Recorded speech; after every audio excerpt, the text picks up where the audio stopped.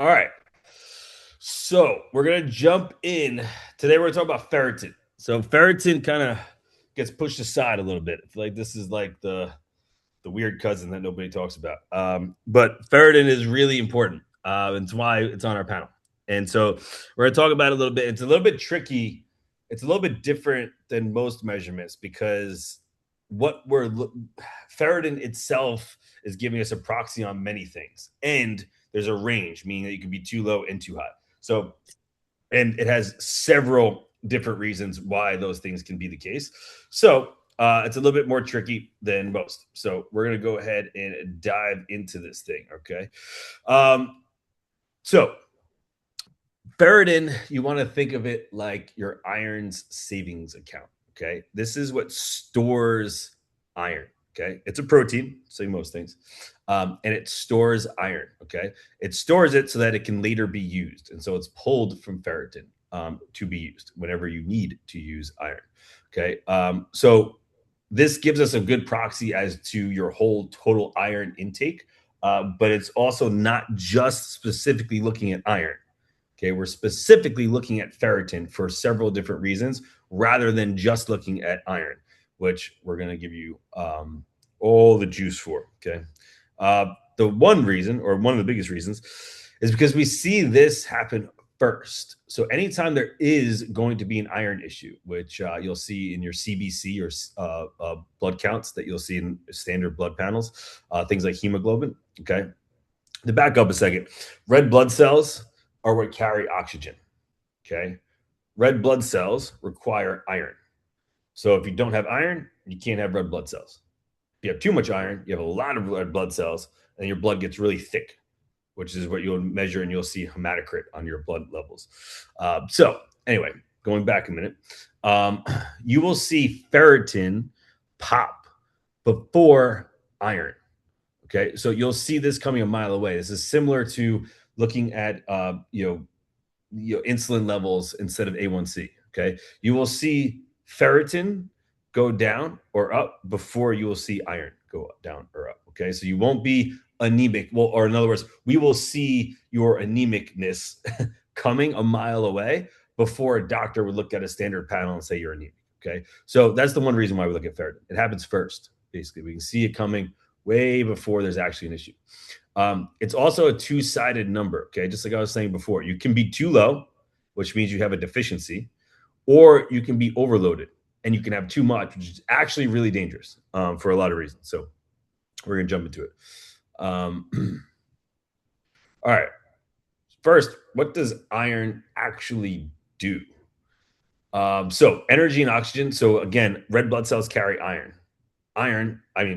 Oxygen is used for a whole bunch of shit. Okay. Anytime you work out, you're using what's something called myoglobin. Okay. So oxygen is held in something called myoglobin, which is already in your muscle. If you started to squat right now, you're getting everything needs, every time we talk calories about using energy, right? All energy needs oxygen. So every time you use calories, you're using oxygen. That oxygen has to be transported by red blood cells. There's something called myoglobin in your muscle right now, in your leg, in your arm, whatever, which is holding oxygen. That's your first resource. If I start squatting, my body is not, I'm not breathing heavy yet, right? So I'm not getting in more oxygen yet because I'm using the oxygen that's in my legs. Okay. So whatever is stored there in myoglobin, I use first. Let's say I'm squatting. I'm going to keep squatting. I'm going to use all that oxygen. You guys know when you keep squatting, your legs get really fucking tight. They feel like they're going to explode, right? That's what happens when you run out of oxygen. Okay. Now you need to refuel that oxygen, which is where red blood cells come. Okay. To deliver that oxygen to the muscle. So oxygen is transported by red blood cells. Red blood cells exist because of iron. Okay. So iron is pretty damn important. That's just energy, oxygen, performance, things like that. But it also has a big part to play in your thyroid, okay, which regulates your metabolism, your hair, skin, nails. So, like if you have brittle nails or your hair thins, that also could be a sign of iron issues. Mood and focus. Okay, iron is a huge cofactor for dopamine. Okay, so if you do not have enough iron or too much iron, it's going to fuck with your dopamine, which is something we're talking about later in the month. Okay. And then your immune function. Okay. So both either too little or too much can affect your immune system. So Iron does a lot of shit. Okay. It's very important. And if you know anybody or yourself who has been anemic or you had too little iron, they feel like shit. Okay. When you're not getting enough oxygen, which is used for everything around your body, and you have too low of iron, it's a pretty big deal. Okay. And too much oxygen, too much iron, and thus red blood cells would clot and you'd have a heart attack. So both sides are not good. So here's what's interesting with ferritin. There's usually, for most markers, there's an optimal range. But being too low of certain things doesn't really, like, I mean, or too high. Like if you have vitamin D, for instance, it's not like if your vitamin D is over 80, you're like, there's something wrong. It just means you're probably taking a lot of vitamin D and it's not really going to do much, right? With iron, that's not true. There's a real big problem if you're too low, and there's a real big problem if you're too high. Okay. And they both have massively different causes. They're completely different things. All right. So the optimal level is 50 to 150. Now we measure this. And so if you guys are all past the first consultation or first 12-week consultation that we did, you should know what your ferritin levels are. Okay. 50 to 150 is the goal. If you're less than 50, something's wrong or off. If you're over 150, something's also off. Okay. We're going to go into why, because again, they have completely different reasons. So when you're too low, oh shit, somebody's trying to get in the meeting. We got to figure this whole thing out. Okay, going back. All right, so if you're too low, then this is a deficiency. Am I that loud? I hear like me from Lindsay's. Can you lower me out there? Loud as fuck. No, you're fine. Do I sound loud? No? No. It's my voice. I guess Lindsay's just blasting me out there. so if you're too low, okay, this is a deficiency. Okay, this is where you get fatigue, poor recovery, endurance drops. Again, if you're not getting oxygen into the muscle, let's say you're doing like endurance work and you're trying to bike or run. If you're not getting oxygen into the muscle, it's not going to work. Your body's going to cramp. If you guys know that feeling of like, well, CrossFitters will know this. If you ever do assault bikes or air dining and your legs just feel like a ton of bricks, okay, that's what happens when you're not getting oxygen in. Okay. That's called an occlusion. It's like a hose that crimps on both sides and the oxygen can't get in and out. Okay. That's what happens when you feel like your blood is like, when you get the pump, so to speak. Okay. That's also what happens when you cannot get oxygen in. Okay. The blood can't return to the heart. So anyway, massively affects performance. Your fatigue is awful. You'll feel horrible. You'll sleep all the time. You'll still feel really tired. It's terrible. Hair sheds, brittle nails, just overall bad. But this is deficiency. Okay. Too high is overload and oxidative stress. Okay. So this is much more of a huge hit on your organs. And this is usually, and it also basically makes your blood really, really thick. So if you think about your blood, the proportion of how much of your blood is red blood cells is called your hematocrit, and you can look at this on your standard blood panels. And if your hematocrit gets too high, then your blood is like sludge. It's really, really thick. Lance Armstrong, who used to dope EPO, not even mess with EPO a little bit. And it's really fucking dangerous because the point of it, and so a lot of athletes do this in endurance, is to literally increase their hematocrit level. So they're purposely trying to make as much of their blood red blood cells as possible. And they do that because if they can get their blood to move more oxygen, they're going to perform better. If they can get a massive amount of oxygen into their leg as they're biking, then they're going to win. They will win. They're going to get more oxygen in. Then it's just a matter of breathing the same as everybody else, right? If you could do that and you can carry more oxygen, you win. Okay. This is why I don't say all, but most endurance athletes dope EPO, which all EPO does is increase how many red blood cells you have. And they need to supplement with iron to keep up with the production of red blood cells because you need iron. So it's a whole shit show. Anyway, fun fact. But point is, this makes a really big difference for this stuff. Okay. Now, when you have iron overload, you're actually doing just that.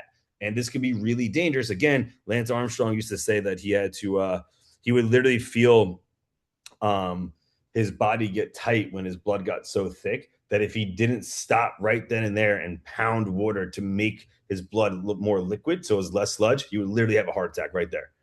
Like his doctors even knew that he would die and have a heart. Well, maybe not die, but he would have a heart attack right then and there. So it was that crazy. That's how thick your blood can get if you have too much iron. Anyway, so one of the biggest reasons that iron overload happens is something called hemochromatosis, which is hereditary. This is the overproduction of iron, and it's a genetic thing. We test this. So when we look at your guys' genes, we look at the HFE gene, which is what which gives you hemochromatosis.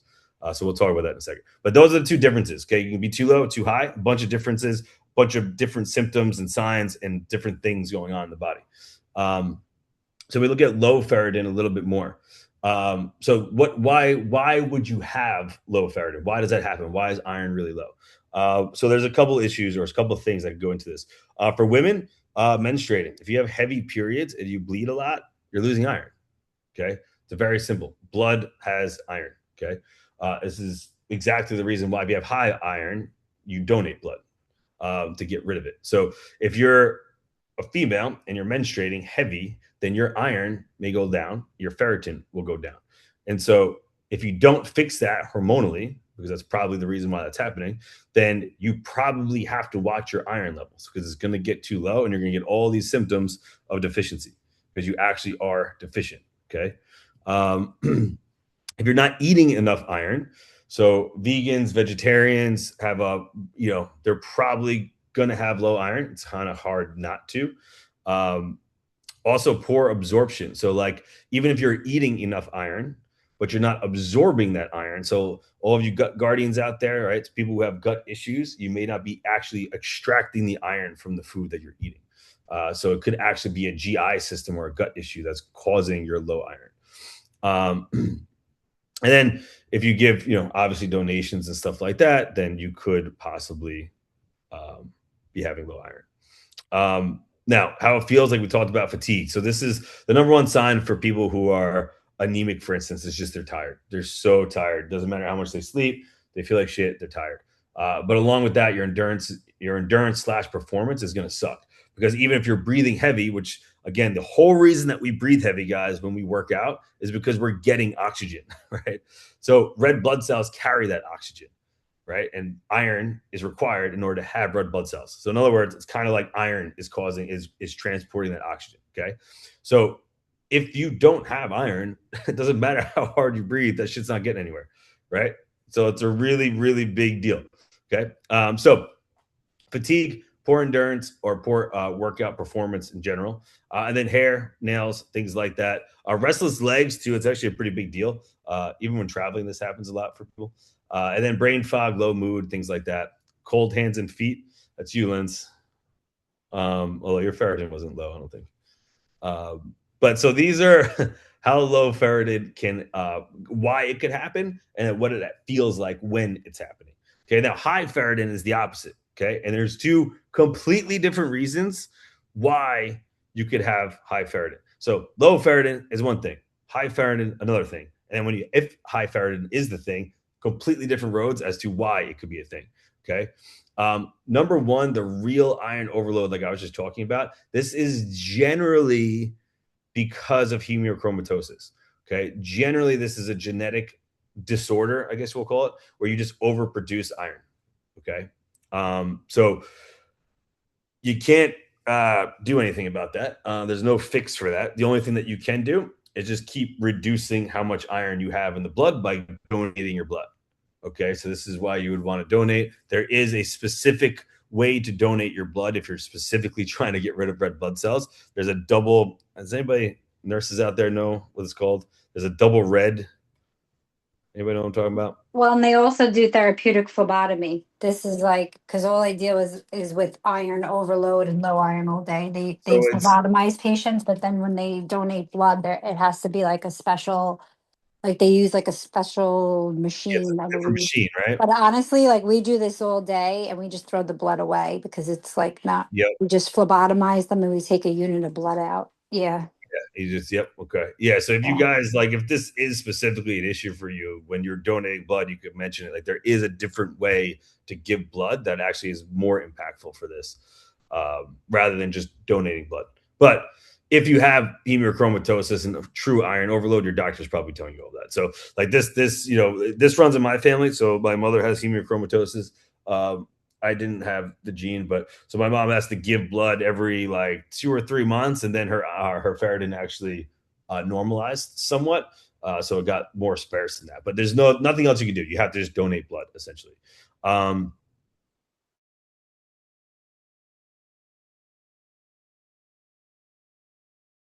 There is another reason your ferritin could be higher than iron, and that's inflammation. It disguises as iron overload, even though it's not. And this is one of the reasons, well, we measure high sensitivity C reactive protein for inflammation itself, but we look at this and high sensitivity C reactive protein together because this can give us an idea of is your ferritin high because of iron overload or is it high because you're inflamed?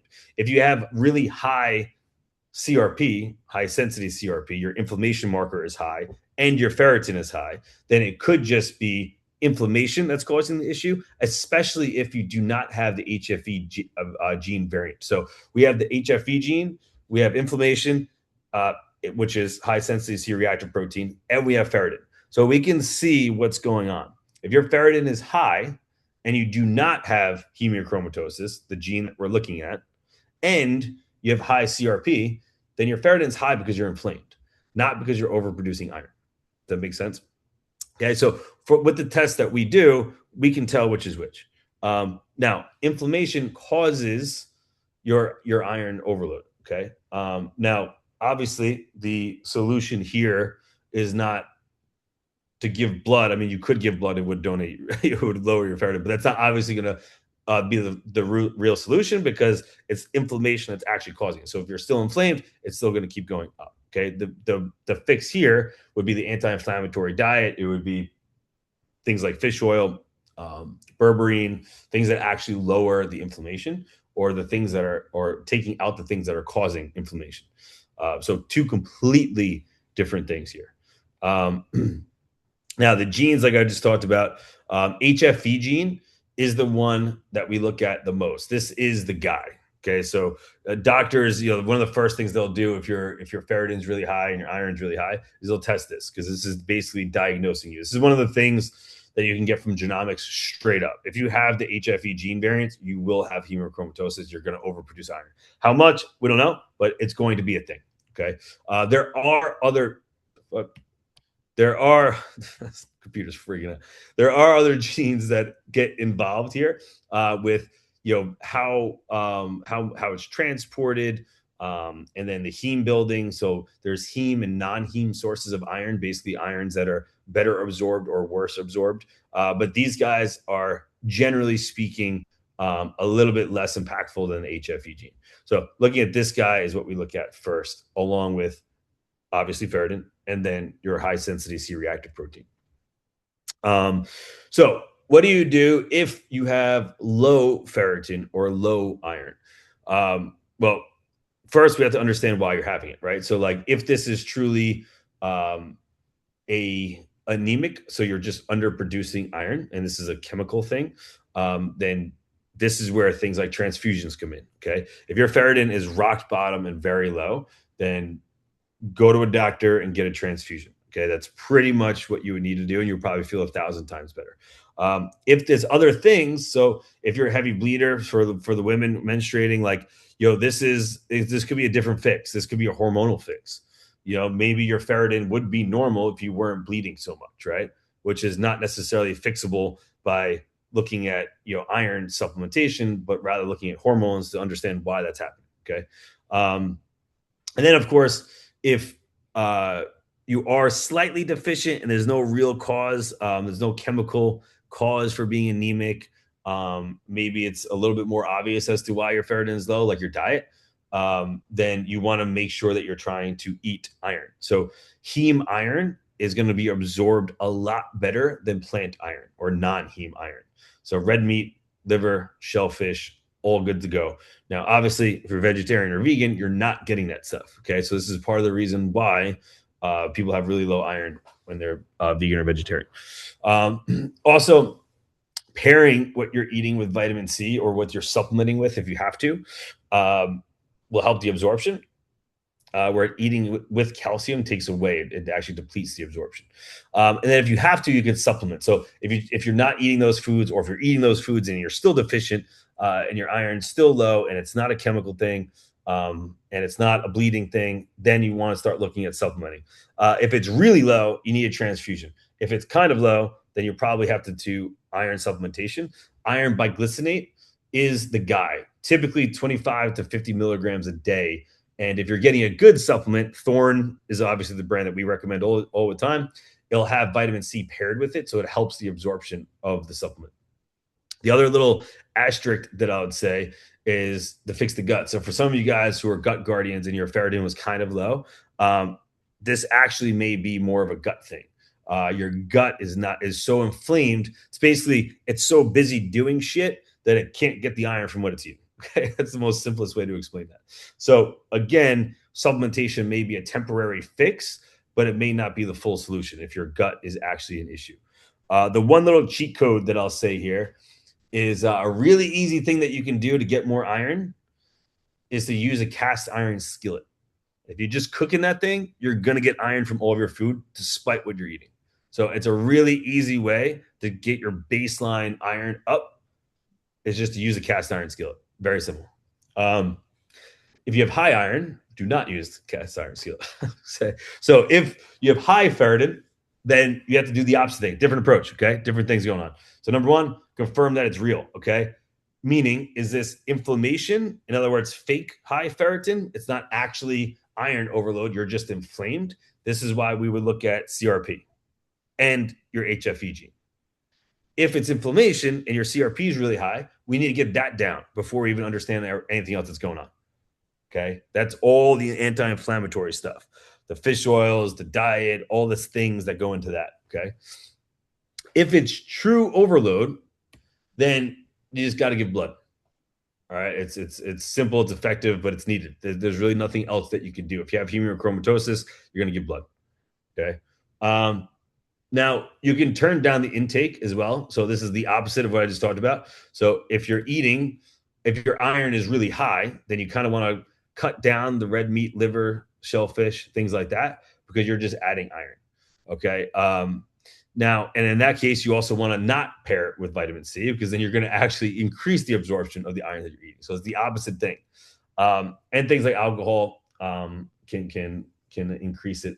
Now, the one thing that I'll say here, and I've said this to my mom too, I'm not a big believer of, if you have hemochromatosis and you're overproducing iron, I don't think you should necessarily specifically stop eating these foods because they have iron.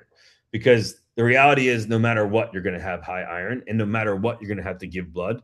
And if those things are giving you other benefits, like actually getting your protein markers and you're hitting your proteins and whatever, then I would just say eat it. Like, you're going to have to give blood anyway. Just keep your diet consistent when you're giving the blood, so that you're not going through waves. If you go through this fucking carnivore, I wouldn't do carnivore diet. That'd be a terrible idea. But, I wouldn't go through, if you were, I wouldn't do it for like 2 weeks and then not do it and then get your blood taken and then you have two wacky measurements. Like, keep your diet consistent.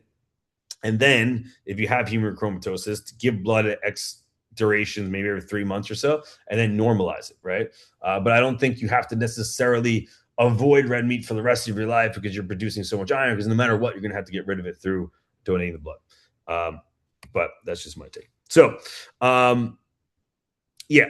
And if you are high in iron, then obviously you want to retest it. Okay. And again, this, if your iron is really high and you have hemochromatosis, then you should be with a doctor. They should be routinely looking at this every few months. Even when you go to donate blood, they're going to look at your ferritin. So you'll have a really tight eye on that. And then it just comes down to the cadence. So 50 to 150 is the goal. All right. Again, if you're outside of that, too low or too high, it's going to have a big impact. Okay. This is your fuel gauge. If you're too empty, you're anemic. Okay. If you're too full, you're not in a good spot. Okay. It's really not a good spot. That's going to make your blood really, really thick at the worst. Okay. So you want to make sure that you expel that, and you want to land in this range. Okay. And again, iron is really important, guys. It's the reason that you're able to carry oxygen around, which is literally how you use energy for everything. So it's you know, it's not understated to say that ferritin is really fucking important. And again, ferritin is a cool measurement because it's not just ferritin itself that we're looking at. It's a proxy into iron, it's a proxy into inflammation, it's a proxy into hemochromatosis, all this kind of shit. So it's a really important marker. And with that, I'm done. Any questions? Is everybody awake? Anybody fall asleep? Yeah. Curtis, you fell asleep?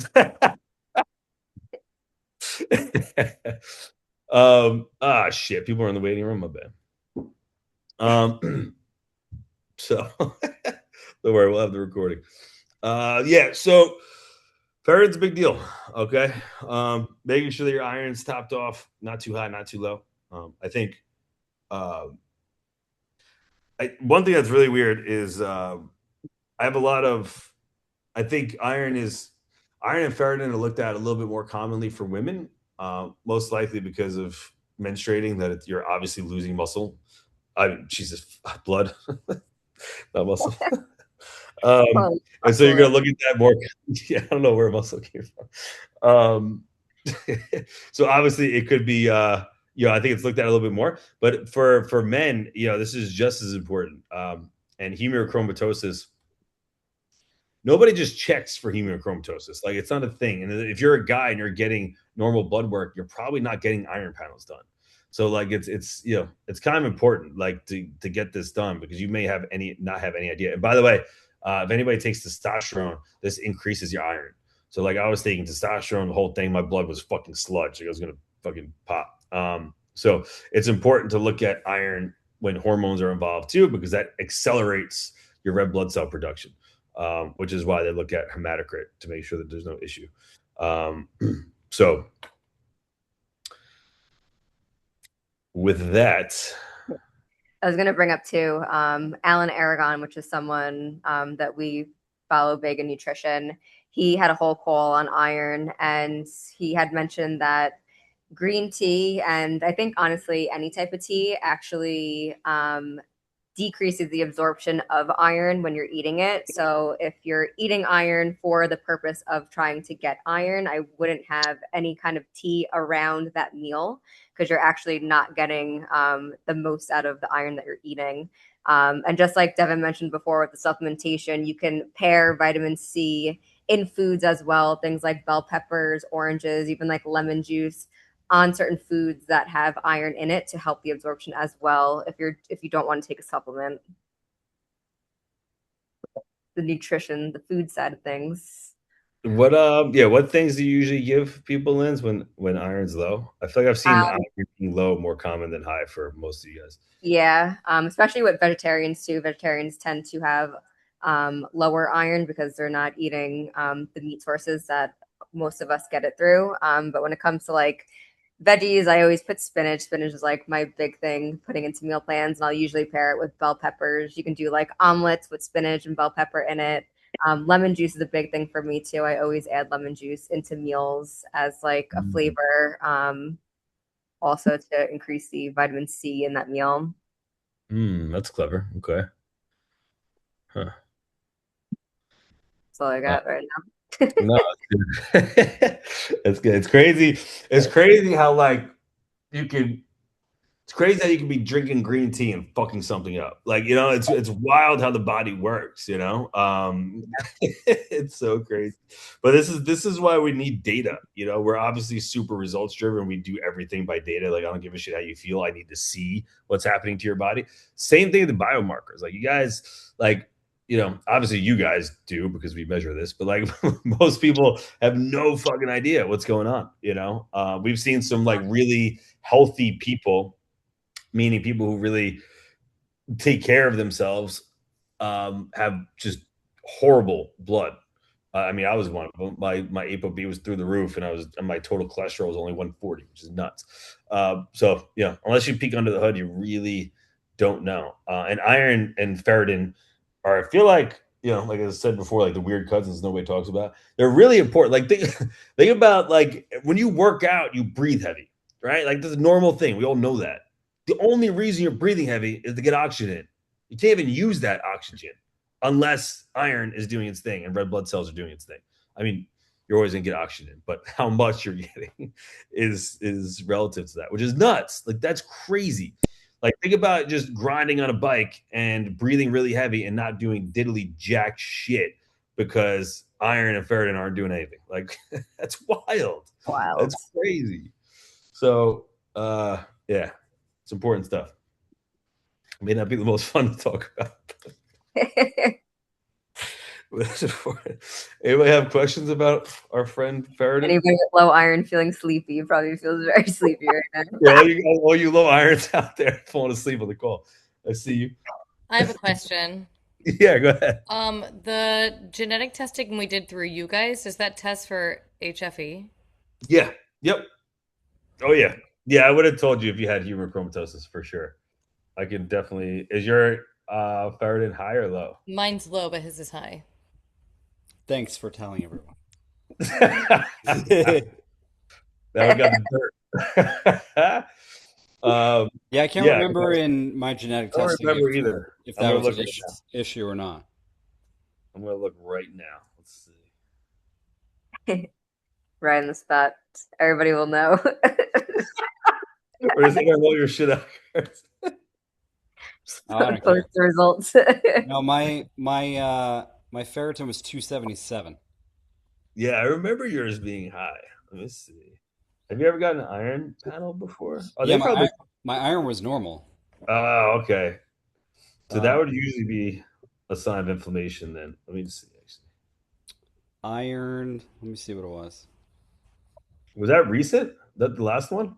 This was like 6 weeks ago, I think. Where's iron? Iron. My iron was 97. And what was your ferritin?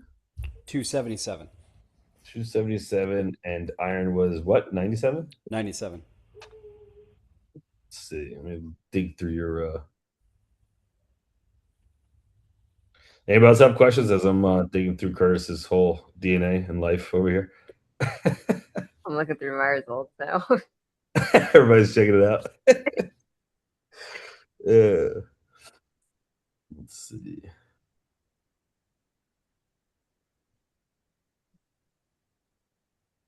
I feel like my, what do you call it, hematocrit?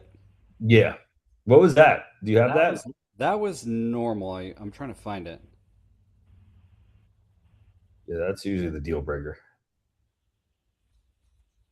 I bet you have to like redraw it. It could have been like a fluke high, right?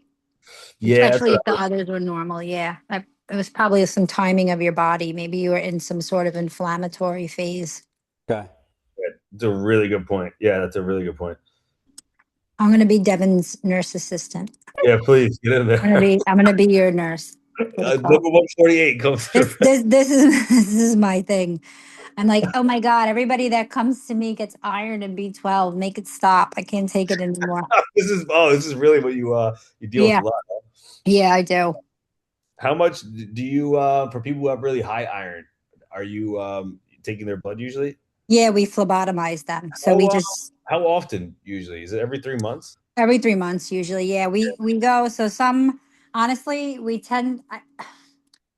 in my 20 years, like mostly we did it by hematocrit, but there's some docs that look at like the iron level, like they'll like titrate based on that. I've seen that, and it's like so transfusion dependent people, like people like that, like right, like so I do oncology, so those that get a lot of blood transfusion stuff tend to have iron overload. Oh, Yeah. got it. Yeah. I didn't even think about that. Yeah, that makes Yeah. And the epipoetin that you were saying, Armstrong, like we give it to boost red blood cells when they can't make it. So like if you think of Jehovah's Witnesses, they won't take a transfusion, right? So they'll get those, but it does take several months for the red cells to. Oh, that's fascinating. Wow. And you supplement with iron when you do that? You have to, right? What? When you inject with the EPO, you have to supplement with iron in addition to that to keep up with the. Some patients get it, not all of them. Like some refuse it, So it'll like take them a little bit longer. But yeah, like usually in oncology, they'd rather just transfuse because their hemoglobin's dropping anyway from chemo. But there are like a lot of patients that don't want transfusions, and that makes it a little bit harder. Oh, that's fascinating. Yeah. Interesting. Devin, would hematocrit be called anything else? No, I don't know. Lisa, it wouldn't be called anything else, right? It's HCT on your blood work. Oh yeah, HCT was 44.6. Oh yeah, that's fine. That's fine. Yeah, and honestly, I'm looking at your genes now. Yeah, you don't have any HFE. Yeah, I think Lisa is right. I think that was probably just a fluke, just a weird inflammatory. I mean, were you sick or anything? It could be something like that. It could be something weird. I don't think so. I don't remember. Another one. Well, you're probably getting blood work again soon, right? Next Friday. month. Oh, perfect. Make sure they do, like, honestly, I would ask for like a whole iron panel with it. Okay. Just because, just say your ferritin was high, you're not sure why, you think it was a fluke, but I remember that you one. add an iron panel on, and then that should be good. Okay. You don't have any of the genes, so that would be a perfect example of it being like an inflammatory thing, not anything else. So that should be fine. Okay. In your hematocrit, I mean, Lisa, you can correct me if I'm wrong, but 44 is fine. Like that's mine was like close to 60. It was fucking crazy, which is bad. I think you're fine. I would just get it rechecked. Watch what you eat around the time and stuff like that. Okay. Yeah. Cool. Yeah. Good. I'm interested to see what my results are. I wonder if mine is low, but I still haven't received my kit. The first one that came was the incorrect one. And so I think Lindsay was going to have another one sent out. I sent out the DNA part for you, so you should be receiving that. I would say probably like end of this week, maybe early next week, the latest. Okay. Oh, they gave you the wrong one? Yeah, they didn't give her a combo kit. I sent it priority mail, so it should get there fast, but we have some issues with USPS sometimes, so hopefully you get it this week. Okay, I'll check. Thank you. All right, you're welcome. Yeah, you got a lot to look forward to. A lot of good stuff. All right. Good shit. Yeah, I think we're good. Like birds will get the Corvette. Are you guys going to the gym right now? Yes, we are. That is so not what I would be doing at an all-inclusive right now. You would have gone at I would have gone in the morning. There you go, atta girl. Yeah, no, I'm gonna take a video of this place. I'm gonna put it into the chat. You guys are gonna see how crazy this is. Yeah, it's pretty cool. We just work out and then work and then just eat. I just go and get a ribeye and post workout and then fucking, it's sick. It's nice. Yeah, we went to this Asian place last night and they just had like unlimited. You got to like make your own plate and give it to the guy to like cook it in a wok, and it was just like unlimited meat. Devin's like, I could take as much meat as I want. Guys, I felt like I was doing something wrong. I was like, wait, no, really? They're like, yeah. I'm like, really? Like, yeah, no. Really? I'm like, yeah. Pounds of chicken Devin ate last night. They probably regretted that. Yeah. They lose money on me all the time. Yeah, they probably were cutting you off. They're probably going to hide the beef tonight. Like, God damn. You know what, though? We make it up because we haven't been drinking yet. So yeah, we haven't drank. So we had to eat our money's worth. Wow. Yeah. All the proteins. Oh, shit. Funny. All right. Well, we're going to go work out. Yeah, on that note. Enjoy it. All right. Well, bye, guys. Thank you. All right, guys. Bye, guys. Night. Have fun. Bye.